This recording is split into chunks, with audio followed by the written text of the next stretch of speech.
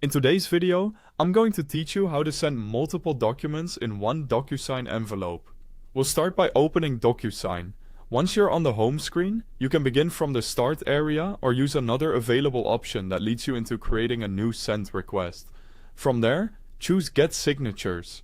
This will open the page where you prepare your envelope, which is the main workspace for adding documents and recipients before sending everything out. Once the new page loads, click Upload to add your files. DocuSign will give you a few choices for where the files should come from, so select the source that works best for you, whether that's your computer or another connected location. After you choose your documents, they'll appear in the envelope so you can confirm that everything was added successfully.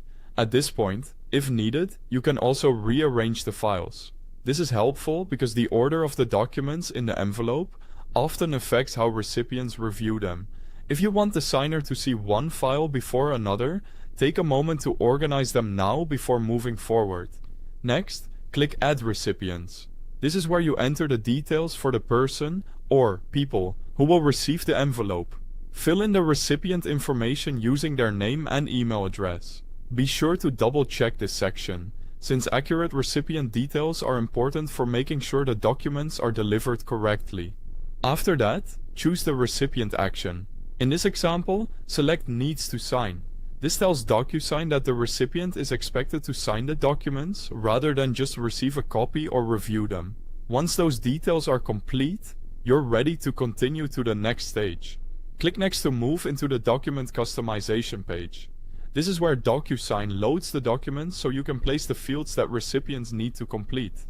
Because you uploaded multiple files into a single envelope, you'll see all of those documents here together. That makes it easy to manage everything in one place instead of sending each file separately. Now, add the necessary fields wherever needed, such as signature fields and date fields.